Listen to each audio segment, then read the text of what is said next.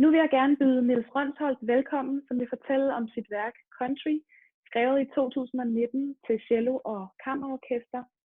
Første halvdel af værket blev uopført af Jakob Kuhlberg og The Polish New Music Orchestra i maj 2019, og næste halvdel af værket skal uopføres sammen med første halvdel på Spor Festival i år. Niels, fortæl os om de næste sange, som skal uopføres på Spor Festival i år. Altså, det er sådan, at det er ligesom det er en cellokoncert, men på en lidt besynderlig måde, fordi det er formet som en sangcyklus. Og det er baseret på solisten Jakob Kuhlberg, så det er sådan set mere en koncert til ham, end det er en koncert for cello som sådan.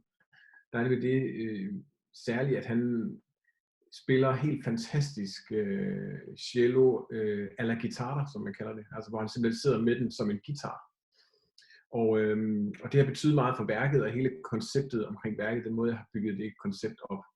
Så i store del af værket, der spiller han uden bue og med celloen over skødet, som på en guitar, og så synger han også samtidig. Så han er både sangsolist og cellosolist, men altså på den her lidt sære måde. Og det betyder noget for konceptet på den måde, at jeg har taget udgangspunkt i country-genren som sådan, men altså titlen betyder også, at det handler om det land, man er vokset op i. Det handler om den jord, man er vokset op på. Og hele den relation mellem os som mennesker og som kultur, og så den natur, vi er vokset op i. Og hele vores relation til det sted, vi er vokset op. Jeg er sådan glødende globalist, kan man sige, og totalt egentlig anti-nationalstat i min sådan ideologiske måde at se verden på, og tror meget mere på større fællesskaber, end det vi lige danner tilfældigvis på et bestemt sted geografisk eller sådan nationalstatsmæssigt. Men der er alligevel noget, når man så, når årstiderne skifter, og man mærker duften af det våde sand på stranden for første gang i forsommeren. Man ser lyset ved havet, man går i skoven, ser bøgetræerne springe ud osv. Der er alligevel et eller andet, som jeg tror er lagret dybt i os på en måde, og som har noget at gøre med den jord, vi er vokset op på, og det sted, det sted hvor vi er vokset op. Og hvad gør det så ved os? Betyder det så, at vi ligesom er forbundet til det sted for evigt, og betyder det, at vi ligesom er nærmest en slags slave-relation til det sted, vi kan aldrig, altså også det her med hjemven, der hele tiden trækker os hjem. Altså, hvad er det for noget? Hvad er det for en relation? Og sådan som det er formet i værket her, så er det baseret på country musik, altså fordi man simpelthen har en hel musikgenre, som er opkaldt efter nærmest den her relation, kan man sige, ikke? Og så også det, at de er formet som sange, og det er altså mellem solisten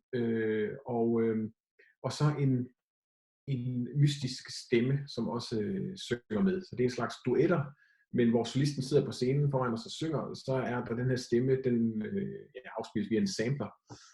Så det er sådan en slags mærkelig og også lidt bearbejdet stemme. Man kan ikke helt, er det en kvinde eller en mand, er det gammelt, eller er det nyt, hvad er det for noget? Så det er sådan set en slags duetter, kærlighedsduetter mellem mennesket og jorden. Eller mennesket og det sted, hvor vi er vokset op. Og hvad er det for nogle sange, der bliver tilføjet her nu på Spor? Ja, lige præcis, fordi så er det sådan, at det falder i to halvdele. Og som du sagde, så blev første halvdel udført i Polen sidste år, og så bliver alle sangene, altså så bliver anden halvdel tilføjet nu, så det bliver sådan en fuld sangcyklus, og så bliver de alle sammen udført samlet på Spor Festival.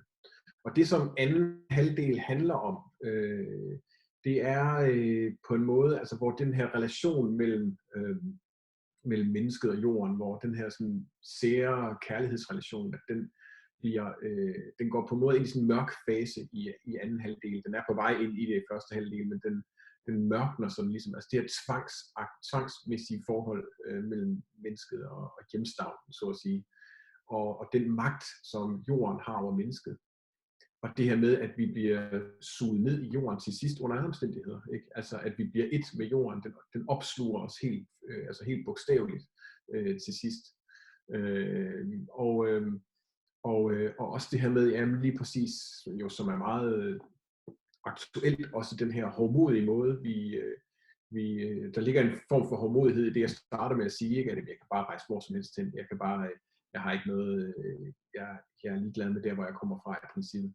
Men altså den her hårdmodighed, at vi tror, vi er så frie, på den ene side, og så også vores fuldstændig groteske hårdmodighed i forhold til, hvordan vi behandler så klode og klima og hele vores relation til naturen og det globale klima.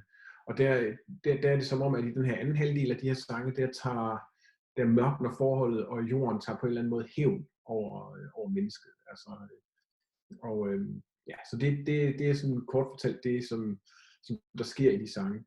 Man kan lige kort sige også altså, omkring det her med celloen og gitaren, altså at meget af den her countrymusik i USA, selvfølgelig er der noget med, at noget af countrymusikken, det er bestemt ikke alt overhovedet, men noget af countrymusikken er ligesom det her soundtrack til den her nationalisme i USA, og det kender vi pendanger til alle andre steder, men det er ligesom sådan ikke kun et amerikansk fænomen, men også en slags globalt fænomen i populærkulturen og countrymusikken. Men der er også noget med, at meget af den er jo faktisk bygget på gammel amerikansk folkemusik, som af historiske grunde kommer fra Europa